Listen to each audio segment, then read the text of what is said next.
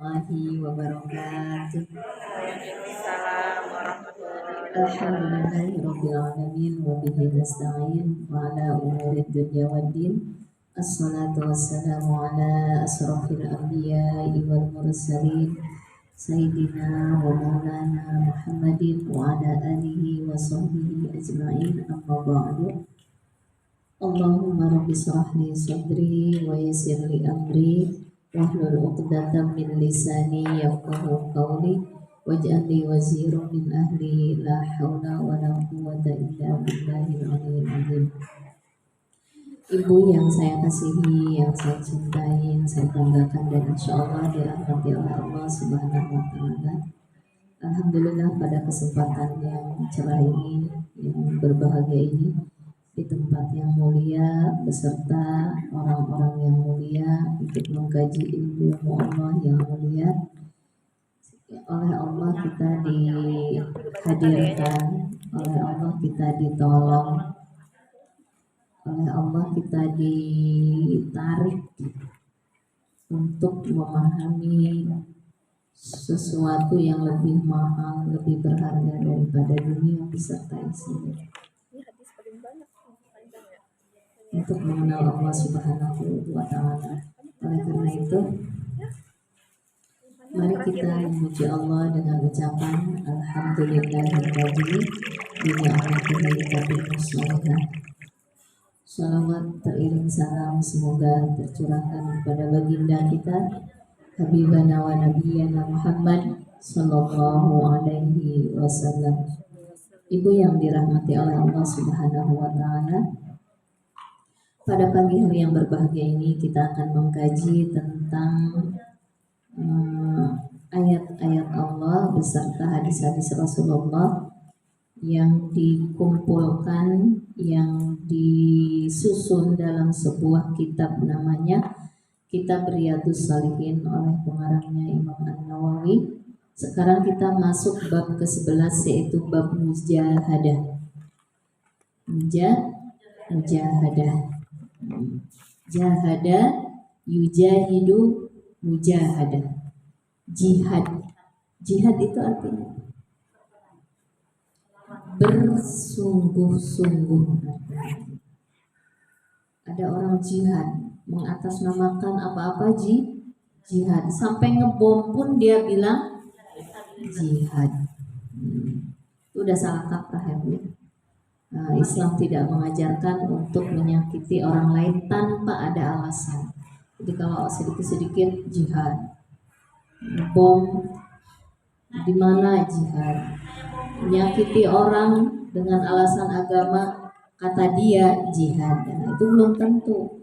Mari kita lihat dulu jihad itu apa gitu. Nah, dalam bab mujahadah ini yaitu tentang orang-orang yang sungguh-sungguh di dalam memerangi. Kalau sekarang kan tidak ada perang secara senjata ya. Berarti memerangi apa Bu? Sungguh-sungguh dan memerangi hawa nafsu. Jihadun nafas. Memerangi hawa nafsu. Jadi ayatnya di sini, qala Allah Ta'ala, Allah berfirman di dalam surat Al-Ankabut ayat 69, walladzina jahadu fina lanahdiyannahum subulana wa innallaha lama'al muhsinin. Dan orang-orang yang berjuang itu di sini artinya yang bersungguh-sungguh untuk mencari keridhaan kami. Nah, di sini mencari keridhaan Allah, bukan karena ngebom suatu tempat karena hawa nafsu. Mengerjakan suatu amal ibadah bukan karena hawa nafsu. Nanti kita akan katakan ya, mana ibadah yang berbentuk hawa nafsu, mana ibadah yang bukan hawa nafsu tapi ingin mencari keridhaan Allah. Jangan-jangan selama ini ibadahnya karena hawa nafsu. Nah, kata Allah di dalam surat Al-Ankabut ini, yaitu orang-orang yang bersungguh-sungguh atau orang-orang yang berjuang untuk mencari keridhaan kami. Lanahdiyannahum subulana, maka kami akan benar-benar tunjukkan jalan-jalan Allah, jalan-jalan kami, kata Allah. Innallaha lama'al muhsinin, dan sesungguhnya Allah benar-benar beserta orang-orang yang berbuat baik. Nah, jadi al-mujahadah ini ayat pun sebelum disyariatkannya peperangan. Jadi yang sebelum disyariatkannya peperangan berarti Rasulullah sudah memerintahkan kepada sahabat-sahabatnya untuk berperang. Yang pertama diperangi itu bukan kaum Quraisy dulu, Bu. Yang diperintahkan berarti memerangi hawa nafsu, jihadun. Maka ketika di dalam perang, kata Rasulullah, kita sudah melalui perang dengan senjata, kembali menuju perang memerangi hawa nafsu, jihadun nafs, jihad memerangi hawa nafsu lebih besar daripada jihad memerangi fisabilillah dengan senjata. Nah, jadi kronologis ayat ini turun sebelum disyariatkannya peperangan, kata para ulama. Nah, jadi artinya apa? Nanti kita akan kupas sedikit ya, Bu ya. Kalau menurut Ibnu Atiyah, bahwa namanya mujahid itu artinya orang yang bersungguh-sungguh berperang di jalan Allah untuk mencari keridhoannya. Itu menurut beliau. Jadi segala bentuk pekerjaan apapun Bu, yang berbentuk mencari keridhaan Allah, itu namanya jihad. Contohnya, seorang suami mencari nafkah buat keluarganya. Dari pagi dia berangkat, sore baru pulang, mungkin ada yang berdagang, mungkin ada yang mengajar, mungkin ada yang di kantor. Jihad kan itu, Bu. Selama niatnya mencari ridho Allah, kan itu ada perintah Allah kan? Menafkahi itu adalah kewajiban perintah Allah. Ketika diniatkan bukan untuk hawa nafsu, itu satu, Bu. Bukan begini, saya bekerja keras banget supaya cepat naik jabatan. Beda, Bu. Itu bukan jihad.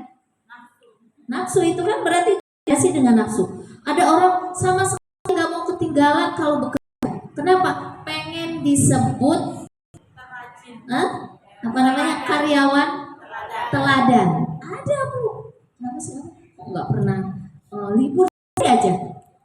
Lagi ngejar guru teladan. Benar, dia dapat guru teladan, Bu.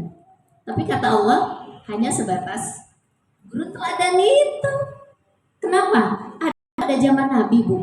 Padahal jelas-jelas dia pegang ombak, dia pegang pedang, dia kata dia, wallahi demi Allah, aku berperang ini Muhammad bukan karena engkau, bukan karena Allah, kata dia, tapi karena apa? Karena ingin dibilang orang yang paling gagah, orang yang paling hebat, orang yang paling kuat. Kata Rasulullah, kalau dia mati, dia bukan mati fisabilillah. Kenapa? Karena bukan karena Allah. Hati-hati ya, Bu ya. Walau itu bentuknya mungkin ya, bentuknya seperti ibadah. Kan itu perang melawan kaum kafir, itu ibadah kan? Malah ibadah yang besar waktu itu. Kenapa? Bayangkan saja taruhannya nyawa, tapi karena dia niatnya bukan karena Allah, tapi karena ingin kehebatan, kata Rasulullah, dia bukan orang yang mati fisabilillah kalau dia mati. Begitu Rasulullah sendiri mengatakan begitu. Jadi kalau ada guru pengen dibilang guru yang hebat, ya, guru yang rajin, guru yang penuh dedikasi, bukan karena Allah, nggak bisa masuk ke dalam dia disebut jihad mujahadah. bukan jihad ya Bu. Iya, yang berbentuk ibadah, cari keridhaan Allah, itu jangankan ngaji Bu ya. Cuci piring, ngurus anak suami di rumah, cuci piringnya. Ya Allah, saya ini niat karena ibadah kepada Engkau.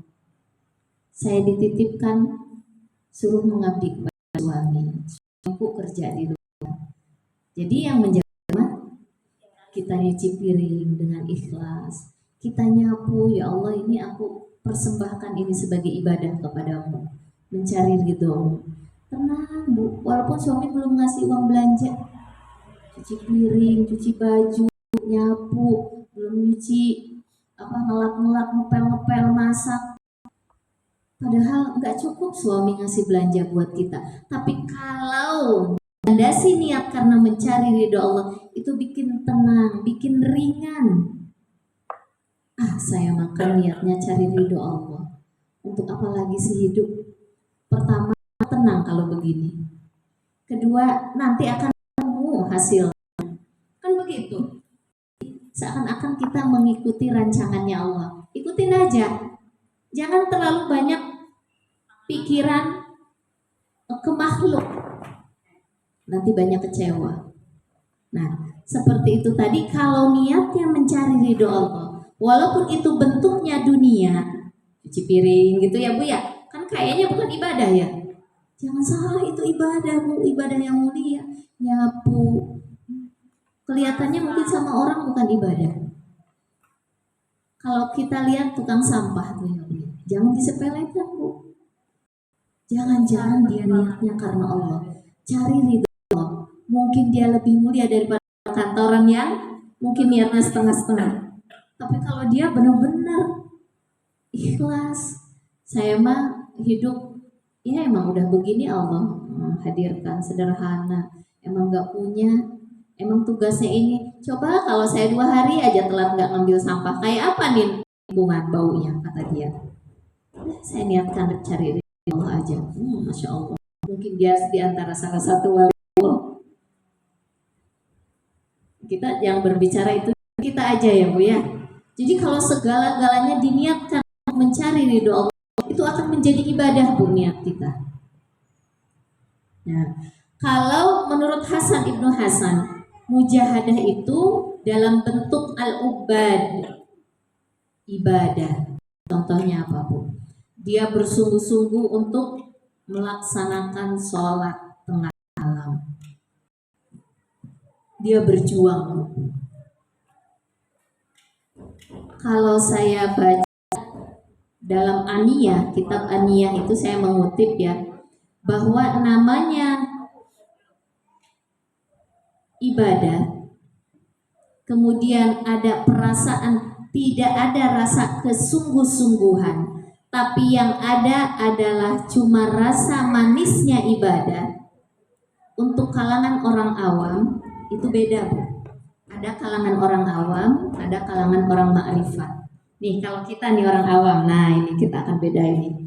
Kita suka terjerumus di sini. Saya kok ketika melaksanakan sholat malam nggak begitu berat kok, biasa aja. Dan saya merasakan manisnya luar biasa. Kata para ulama, kalau ada orang yang jatuh seperti ini, itu dia belum bermujahadah. Kenapa? Karena yang menungganginya adalah hawa nafsu. Ya Allah, nafsu nih, saya itu Bu, saya dulu bisa membedakan. Saya bangun tengah malam karena menginginkan sesuatu. Jadi sungguh-sungguh banget bangunnya itu, dan ada perasaan nikmat. Wah, nanti kan saya akan dapat ini. Iya, ternyata benar, setelah bangun malam rezeki mudah, makin nikmat. Karena kelihatan hasilnya. Itu ibadah orang awam. Ini belum dikategorikan mujahadah. Kalau dia ada merasa kenikmatannya itu karena ada hasilnya. Tidak ada perjuangan. Ya, susah banget ya bangun tengah malam. Susah banget mau zikir. Susah banget ya mau hening dengan Allah. Susah banget ya mau nangis. Dia nggak ada perasaan seperti itu. Dia ngoyo, dia berusaha bangun tengah malam, bangunnya itu karena menginginkan hasil tertentu. Terus gimana? Iya sih, saya dapat ini setelah bangun tengah malam. Anak saya juga dapat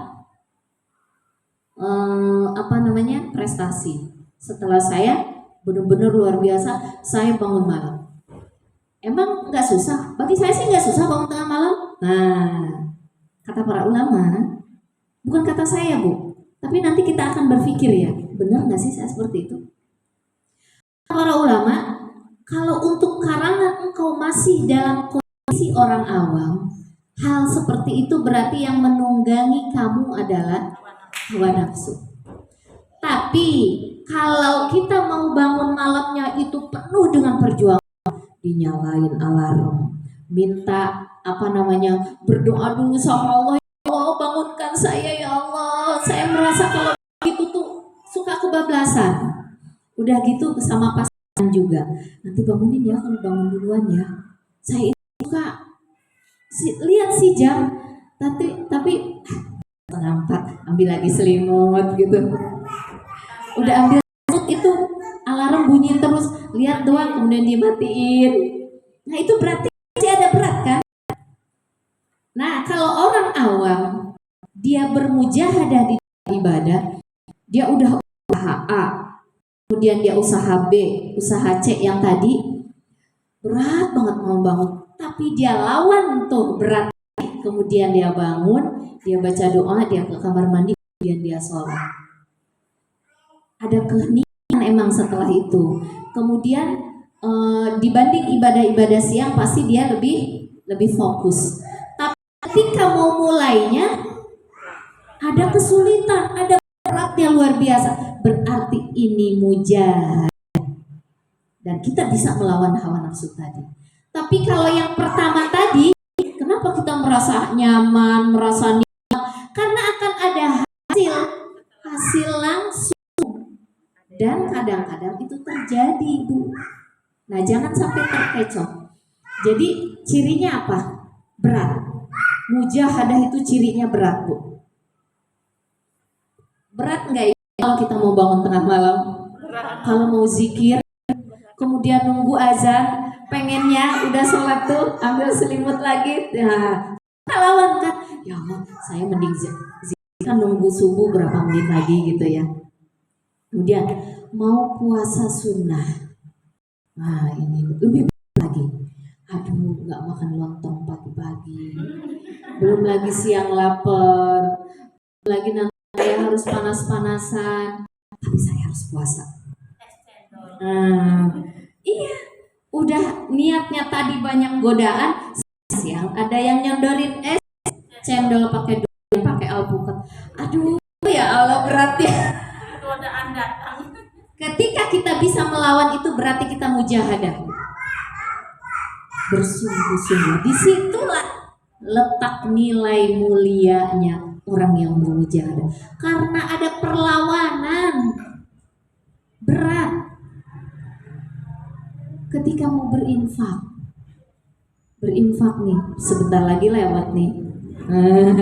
yang gitu tadi. Aduh, saya harus mengeluarkan. Kata syaitan, kemarin kan udah, yang besar gede-gede lah gitu. Saya harus lawan. Kata Nabi, mana koso mimmalin fis sadaqah. Tidak ada yang berkurang hartamu dalam bersedekah. Dilawan tuh syaitan dengan pengetahuan kita. Makanya kita harus berilmu Bu. Melawan setan gak bisa tanpa ilmu. Melawan karena setan berilmu. Kalau orang bodoh gampang, kata setan cuma sentil gitu aja, udah kelabak. Tapi kalau Majelis Talim Anubala nih, jamaah nih, ibu-ibu yang soleh-soleha ini, kemungkinan besar setan sulit untuk mengotak-ngatik ibu. Kenapa? Udah punya pengetahuannya. Kata Filhan gini, nah iya, kata setan, susah banget untuk menggoda Majelis Taklim Anubala nih. Coba yang nggak ngaji, gampang. Benar nggak Bu? Nanti rasain sebelum ngaji dengan setelah ngaji. Lebih mudah beribadah, lebih mudah berinfak, lebih mudah melakukan hal-hal yang soleh, hal-hal perbuatan-perbuatan yang soleh itu lebih mudah. Kenapa? Ada landasan ilmunya. Karena dengan ilmu seseorang bisa lurus pekerjaannya. Dengan ilmu bisa tertata rapi hidupnya. Dengan ilmu dia akan bahagia. Coba kalau nggak punya ilmu, Bu, tanda-tandanya apa? Sering gelisah, sering resah, hidup tidak bermakna. Karena apa? Yang mengarahkan bukan ilmu, bukan nur cahaya, tapi kegelapan adalah syaitan. Itulah orang yang berilmu itu. Nah, jadi kalau seseorang berjihad dari ibadahnya, sholatnya, infaknya, kemudian puasanya, dia merasa berat, tapi dilawan, bukan diikutin. Kalau diikuti namanya bukan jihad, kalah dia, oleh hawa nafsunya. Nah, namanya mujahadah, artinya orang yang bisa melawan nafas, jiwa yang ada pertentangan, pertengkaran,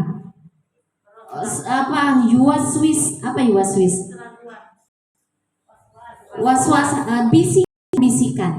Jadi bisa melawan bisikan yang buruk dan bisa mengendalikan bisikan yang buruk tadi sehingga bisikan yang baik yang menang. Jadi kalau ibu yang suka dibisikin nih, kalau malam-malam udah 4 masih merem, udah lihat jam sih, tapi ntar dulu, bangunnya jam 4:30 juga subuh. Kagak dapat tuh tahajud, kagak dapat tuh witir, kagak dapat tuh hajat, kagak dapat tuh zikir, berarti masih kalah, belum mujahadah. Bu Filah, gimana sih bisa emang mujahadah itu? Kata Allah ini dikatakan, walladzina jahadu fina. Kalau orang sungguh-sungguh di jalan aku, mau ngaji kayak mau sholat tengah malam. Sholat malam itu kenapa? Emang itu termasuk ibadah yang agak sulit ya Bu ya. Lagi tidur enak-enak harus bangun. Ngaji juga sulit Bu. Lagi di rumah banyak kerjaan. Belum lagi anak-anak udah pada masuk sekolah. Belum lagi ada bisnis, ada yang kerja, ada yang apa. Ninggalin itu semua emang gampang Bu? Susah kan? Berat. Tapi apa kata Allah? Kalau kamu sungguh-sungguh, aku akan kasih jalan keluarnya.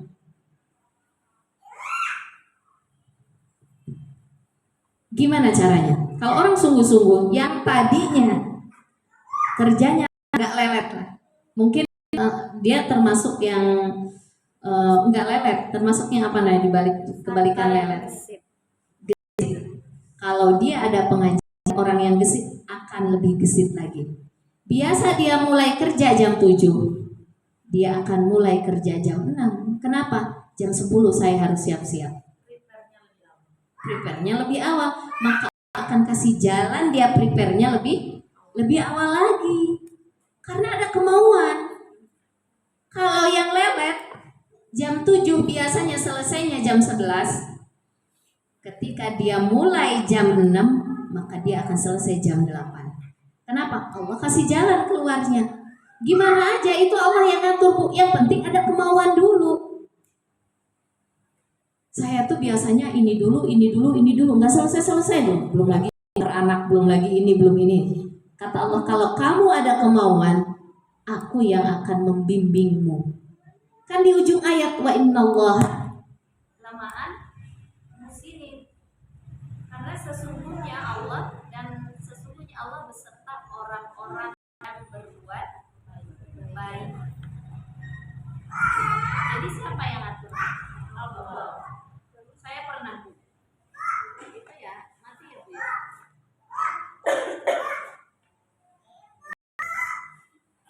Kayaknya tadi udah tag gitu ya. Iya. Mati. Habis baterai jangan. Iya. Hari yang udah diganti. Saya pernah Bu tadinya santai-santai. Kemudian tiba-tiba mertua saya itu minta apa gitu, mau pergi ke suatu tempat. Kalau secara logika itu nggak bakalan beres tuh pekerjaan, tapi tiba-tiba keluar ide, itu pekerjaan selesai Bu dalam jangka waktu 1 jam. Masa apa kurang paham? Dalam kisahnya kenapa bisa selesai ya? Saya mikir aja, kenapa? Karena saya menginginkan bawa itu gitu ke tempat itu. Itu masya Allah, itu mah benar. Pertolongan Allah itu datang. Bukan hanya itu. Ketika saya udah punya niat, saya mau bantuin saudara nih gitu ya, mau bantuin saudara beresin gitu ya Bu ya. Itu kalau secara logika 5 jam nggak selesai Bu. Tapi dalam waktu 3 jam selesai. Tiba-tiba ada yang bantuin datang. 1. Kemudian ada yang datang lagi 1 orang lagi. Dan kita pun, itulah hebatnya kalau kita ada kemauan kuat dalam berbuat baik ya. Benar di situ Allah membersamai kita. Harusnya mungkin kita ngutek-ngutek sebelah sini, tiba-tiba Allah memberikan ilham, pengetahuan. Sebelah ini dulu ini. Jadi pekerjaan itu jadi apa ya namanya?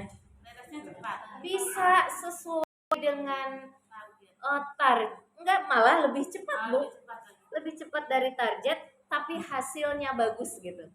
Dalam hati saya begini, inilah namanya mujahadah. Saya buktikan, inilah namanya mujahadah.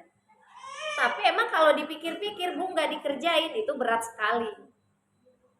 Berat sekali. Mujahadah itu luar biasa Bu.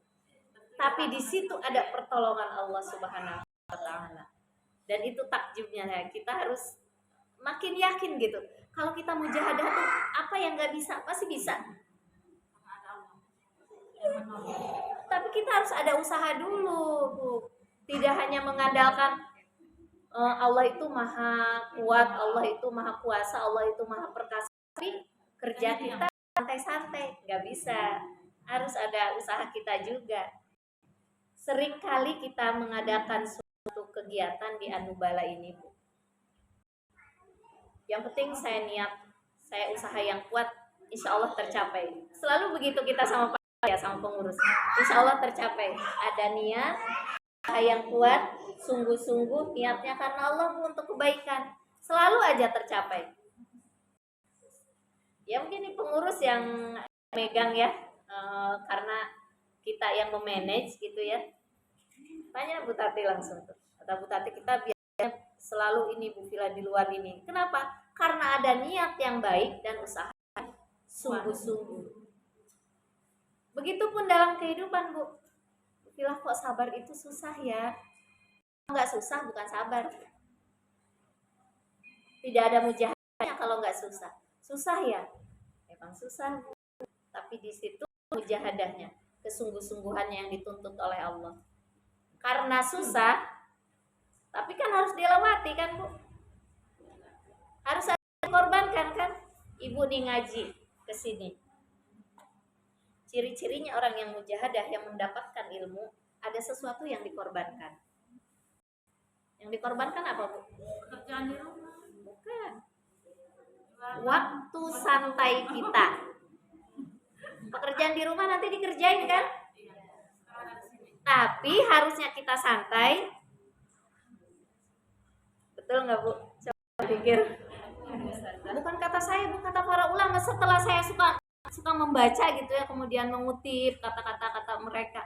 Benar ya. Kalau kerjaan pulang dari mana gitu kita kerjain. Tapi untuk istirahat kita yang dikorbankan. Harusnya saya itu lagi nonton kan, udah kerja udah itu. Harusnya nonton, harusnya lagi chat-chatan, lagi apa. Ternyata dikorbankan karena salah satu orang yang mujahadah dan dia mendapatkan ilmu adalah aku mengorbankan sesuatu di balik itu. Tapi kalau ibu nggak berkorban, ada perasaan berat apa, adanya berarti belum sempurna. Hanya ke sini ya. Mungkin sampai tapi belum sempurna mujahadahnya. Beda-beda itu. Kan batin jiwa seseorang berbeda, Bu. Jadi semakin dia kuat, berarti persiapannya bukan dari tadi mau berangkat ibu ini yang mujahadahnya sungguh-sungguh. Dari pulang dari sini, besok apalagi ya? Ah, saya kan besok mau ngaji. Berarti schedule saya yang harusnya malam, sore harus selesai. Ah, yang harusnya malam, sore harus selesai. Yang harusnya apa namanya? Pagi. Nah, udah tarik-tarik aja. Kenapa? Nah, harus berarti ada yang dikorbankan. Semakin waktu ditarik, itu berarti yang itulah ciri-ciri orang yang mujahadah, dan dia akan mendapatkan ilmu itu. Kalau dia belajar, kalau yang lain akan dapat. Kalau dia ibadah, ya dia akan dapat takarubnya kepada Allah ketika dia khusyuk dalam ibadahnya. Contoh, ibu bangun tengah malam, ada yang dikorbanin nggak? Waktu tidur kita, waktu istirahat kita, waktu santai untuk refreshing badan kita. Dan emang Bu, mujahadah di dalam mencari keridhaan Allah itu berperangnya antara sesuatu yang menyenangkan badan kita. Berarti nih, tidur kan menyenangkan badan kita, menyenangkan semuanya lah, apa-apa kita pengen santai dan sebagainya. Sesuatu berlawanan dengan kesenangan fisik kita. Nah, itu namanya melawan mujahadah linnafs. Seharusnya Bu Vila, saya kan jualan contohnya, yang jualan ya ibu-ibu. Karena saya ngusahain ngaji, 2 jam saya titipin warung saya ke orang contohnya. Berarti ada yang dikorbankan. Yang dikorbankan apa, Bu? Perasaan apa? Khawatir kalau orang tidak bisa dipercaya. Kita korbankan perasaan itu, tapi ibu yakin saya ingin menjual sesuatu kepada Allah. Kalau saya di warung, saya menjual sesuatu kepada manusia, makhluk. Tapi kalau saya ngaji, saya menjual kepada Allah. Yang beruntung mana, Bu, yang lebih untung? Coba Bu sekarang berpikir dulu aja. Saya dulu waktu saya ngaji di ke Cilegon, saya ngaji ya, ke Bintaro saya ngaji, ke keliling saya ngaji. Tempatnya berbeda-beda, kadang-kadang gurunya itu dia tempat kita ngaji. Saya punya warung. Saya bilang, kalau saya sekarang bertransaksi dengan manusia, nggak seberapa. Tapi kalau saya ke sana, saya sedang bertransaksi dengan Allah. Saya cari orang untuk menggantikan. Udah, saya percaya aja, terserah dia mau apa, itu urusannya sama Allah. Tapi ketika saya bertransaksi dengan Allah, walaupun manusia mencurangi saya, tapi nanti Allah akan memberikan penggantian yang lebih baik, lebih banyak daripada itu. Udah ya, tinggal aja tuh warung, Bu, seminggu 3 kali keluar. Warung berapa jam saya tinggal? Bisa 4-5 jam, Bu. Ngajinya lama di sana, Bu. Makanya saya nggak betah kalau ngaji cuma 1 jam. Biasa kita ngaji jam-jam gitu. Apa yang didapat 1 jam? Oh, berarti harus 2 hari di sini. Berarti kalau kita di sini bisa nambah sampai asar. Udah ada yang protes tuh, kasihan katanya. Jadi artinya apa? Mujahadah itu ada yang dikorbankan, tapi yang kita korbankan itu tidak sebanding dengan apa yang kita dapatkan. Itu mujahadah tuh, Bu. Luar biasa, Masya Allah. Iya, Bu Pila, ada orang yang culas nih ya, yang sengket, tapi Bu sengket, yang ngeyel. Kan orang yang ngeyel, ketika kita lawan, ketika kasih pandangan, padahal pandangan kita yang benar ya, dia nggak menerima orang yang ngeyel gitu, nggak nerima. Jadi apa kalau menghadapi orang yang ngeyel? Diemin aja. Ya, ngeyel gitu. Ada suami nih, udah kita kasih tahu, dia tetap aja malah ngotot, malah tambah marah, malah mau mukul. Udah, kalau begitu kita diamnya di situ, itu kesabaran, mujahadah untuk sabar kan? Apa yang dikorbankan ketika kita bersabar di situ? Perasaan, padahal saya yang benar, padahal saya yang kayaknya yang berjuang mati pengertian. Padahal saya yang capek, tapi dia pengennya menang sendiri. Di situ kita sedang bermujahadah dalam kesabaran. Yang dikorbankan perasaan kita kan, yang salah dia sebetulnya. Atau kita menghadapi anak. Anak kalau lagi marah luar biasa, kita kasih tahu sehebat apa pendapat kita, sebenar apapun gitu kita ngeluarin ayat hadis nggak bakalan diterima, Bu. Jadi gimana? Diam dulu aja lah. Mujahadah dulu, sabar mujahadah. Jadi di situ, jadi ada yang dikorbankan perasaan kita. Benar memang, Bu. Tapi ingat, ketika kita bersabar, ketika kita ngalah, bukan berarti kalah di hadapan Allah. Akan mendapatkan hasil yang lebih baik setelah itu. Saya ngerasain, Bu. Biasanya kalau berantem sama anak itu, saya kan ibunya. Satu, biasanya egonya itu karena saya ibunya. Saya yang ngandung kamu, saya yang mendidik kamu, saya yang memiliki kamu. Kamu harusnya patuh sama saya. Itu satu, biasanya begitu dogmanya orang tua. Yang kedua, pengalamannya banyakkan siapa? Lamaan siapa? Lamaan kita daripada anak kita. Dia nggak ngerti, tapi dia nggak mendengarkan kita. Akhirnya kita bilang, kamu apa? Kan suka begitu kan? Mama ini lebih lama pengalamannya, lebih tahu. Tapi anak nggak nerima tetap kan? Ya kalau anak nerima semua nggak ada, Bu, anak yang ngelawan sama orang tua. Ada sekarang yang begini, Bu. Emang aku minta dilahirin? Nah, itu biasa begitu. Nggak minta dilahirin, udah masukin lagi ya, gimana caranya masukin lagi? Ada kue gitu lah. Nah, akhirnya kadang-kadang orang tua punya dogma seperti itu, Bu, yang membuat harus memaksakan kehendaknya. Tapi kalau dia ingat sama Allah bahwa anak itu hanya titipan, bukan milik kita. Walaupun kita melahirkan, jangan suka ngikut-ngikutin melahirkan lah ya, Bu, ya sekarang mah. Itu bikin nyesek.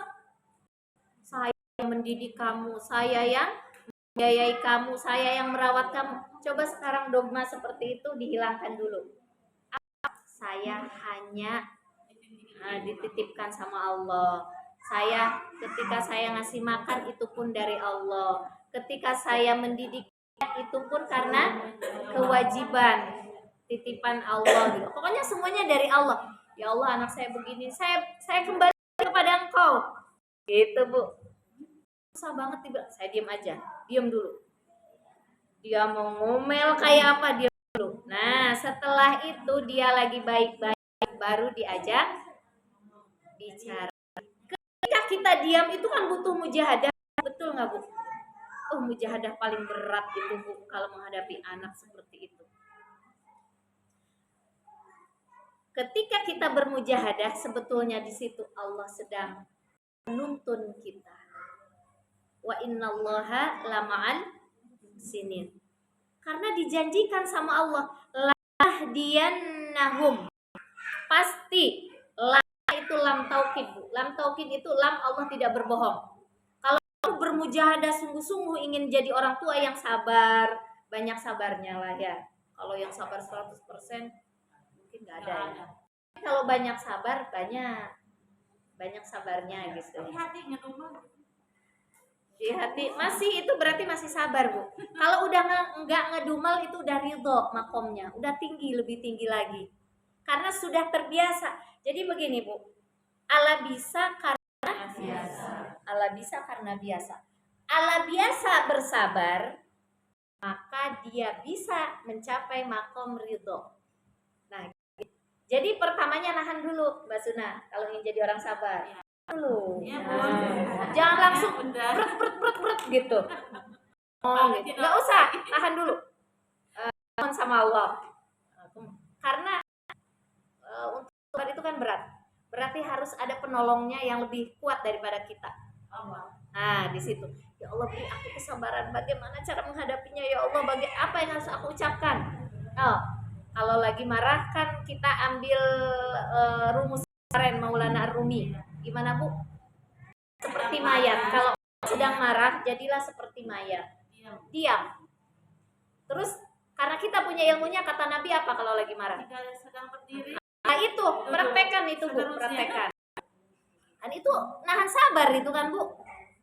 Kemudian ketika tadi saya judulnya apa sih? Yang tadi itu sebelumnya, sebelum ngomong pembahasan.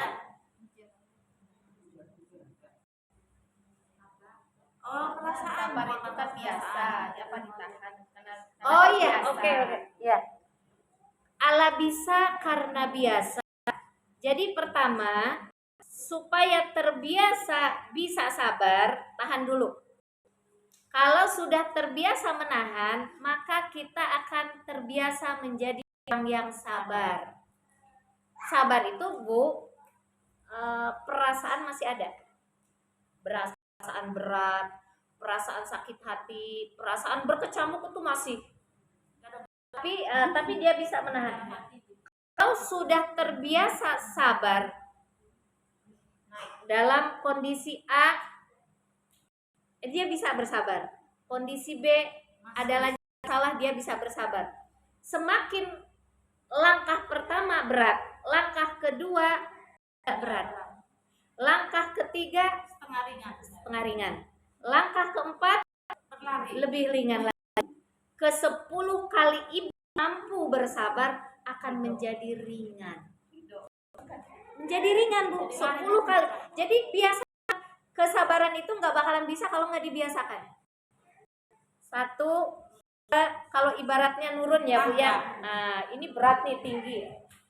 Bu, terus aja. Lama-lama gini orang ngeliatnya.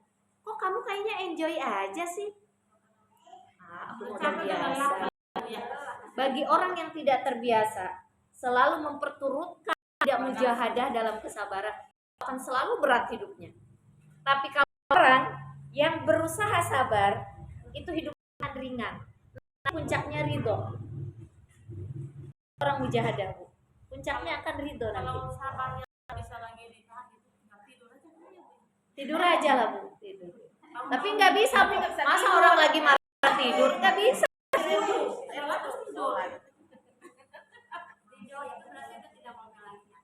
Tidak ngomel, dia nerima.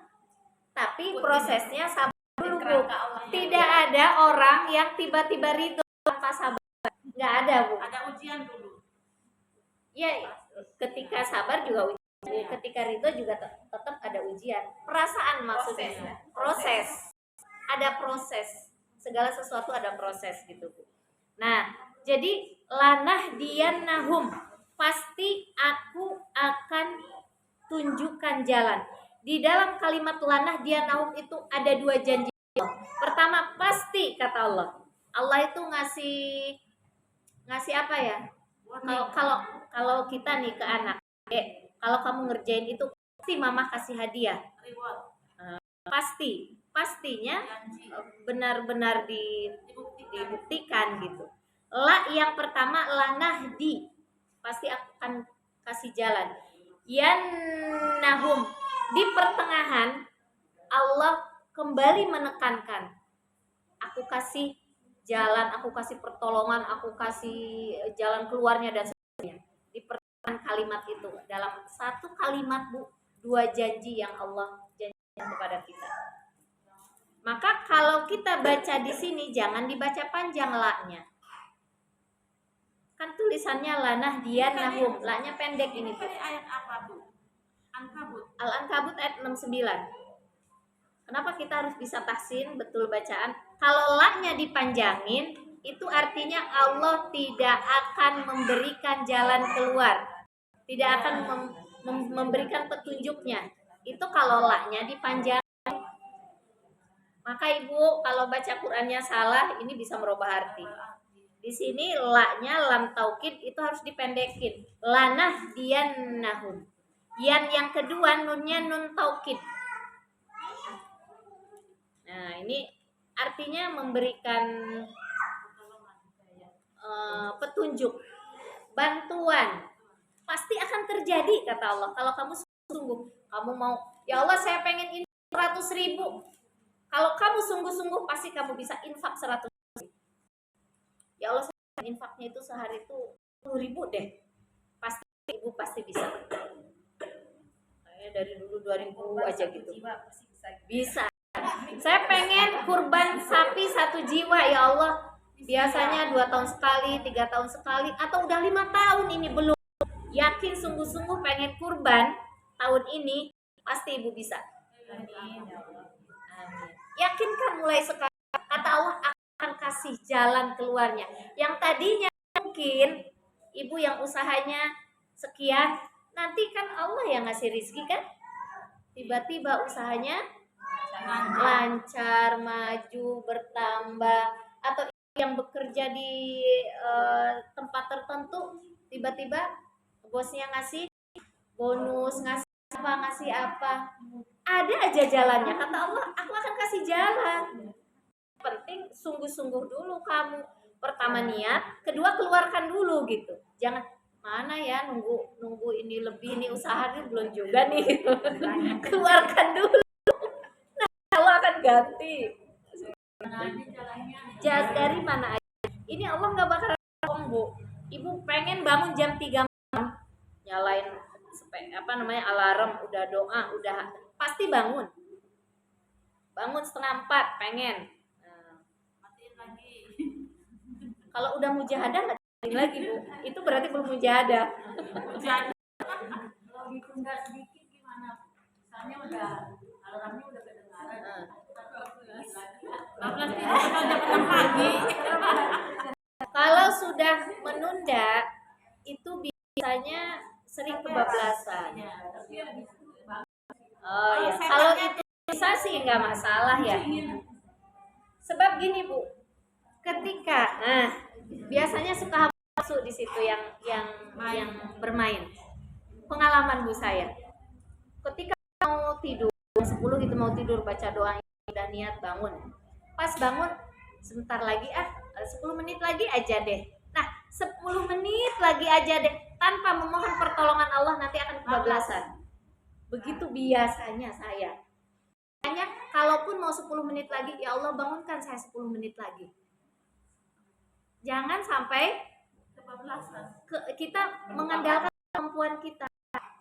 10 menit lagi deh, saya nanti bangun. Itu mengandalkan kemampuan kita biasanya begitu. Setan kancingin kuping ya. Akhirnya kok jam 4 gitu. Padahal tadi kita mintanya mau 10 menit. Allah karena kamu lalai aku, tidak memohon pertolongan aku. Jadi segala sesuatu mujahadah pun ini harus memohon pertolongan Allah. Nah itu. Udah jam berapa Bu? Hafalan 11:30 ya? Pas. Nah, ini karena mau ada santapan jani ya. Jadi ini satu ayat ya Bu ya. Pertama, mujahadah itu artinya bersungguh-sungguh di dalam melawan, dan emang dalam bermujahadah itu khususnya dalam mencari ilmu, mau beribadah atau mau bersedekah, berinfak, itu ada sesuatu yang harus kita korbankan. Betul gak Bu? Dikorbankan. Ada yang dikorbankan. Nggak bisa kita berbuat sesuatu nggak ada yang dikorbankan. Pasti ada, mau perasaan kek, mau waktu kek, atau mau uang kek. Kalau infak kan keluar uang kan, harta. Ada yang diperjuangkan, ada yang dikorbankan. Tapi ingat, semua yang kita korbankan itu tidak sia-sia di mata Allah. Wa innallaha la'al muhsinin. Sesungguhnya Allah beserta orang-orang yang berbuat baik. Mujahadahlah Ibu ketika kita berhadapan dengan anak ya, sungguh-sungguh aja. Saya sungguh-sungguh mendidik anak saya. Anaknya mau seperti apa itu bukan urusan kita. Sungguh-sungguh minta sama Allah. Sungguh-sungguh memberikan makanan yang halal buat anak-anak kita. Udah, lepas setelah itu mohon sama Allah, tugas kita selesai. Nanti akan ada hasilnya. Insya Allah hasilnya baik. Jangan suka putus asa ketika dalam perjalanannya. Ya, kayaknya capek banget sih. Ini begini begitu, gitu. Kayak ada putus asa gitu. Itu emang akan berperang Bu. Perasaan saya mengalami seperti itu. Ya Allah, tapi saya gak boleh putus asa. Saya harus yakin, saya harus semangat, saya harus ini. Nanti akan ada jalan yang terbaik ya Allah. Ini Allah sedang membuat kerangka. Nanti nanti kerangkanya kok gitu. Jadi selalu ada harapan setelahnya, itu ada harapan yang indah, yang baik, yang membahagiakan gitu. Karena harapan itulah kita bisa hidup. Justru yang membuat kita lunglai, lemes, resah, gelisah, nggak ada kecerahan dalam hidup karena harapannya kecil. Jadi semakin orang harapan besar kepada Allah, berharapnya besar kepada Allah, maka dia akan semakin energik, semakin optimis, semakin senang hidup gitu. Kenapa? Sekarang sih nggak bisa, sekarang sih nggak punya apa-apa, tapi yakin saya bikin kita energik. Endingnya. Tapi kita tidak tahu endingnya seperti apa. Tapi yakin aja endingnya innallaha lama'al muhsinin. Bahagia. Saya mah cuma memberikan semangat saja karena kata Allah wala tai'asu mir rahmatillah. Jangan berputus asa dari rahmat Allah. Ya, tetap optimis, insyaallah pada suatu saat nanti kesuksesan, kebahagiaan menghampiri kita. Dari saya cukup sekian, wabillahi taufiq wal hidayah. Wassalamualaikum warahmatullahi wabarakatuh. Namanya mujahadah ya Bu ya, mujahadah harus semangat berapi-api. Ini kok lesu nih Bu? Kayaknya ada yang kurang deh. Nah itu mau santapan jasmani. Hafalan dulu. Oh iya, Ibu punten di kelas saya harus hafal makharijul huruf,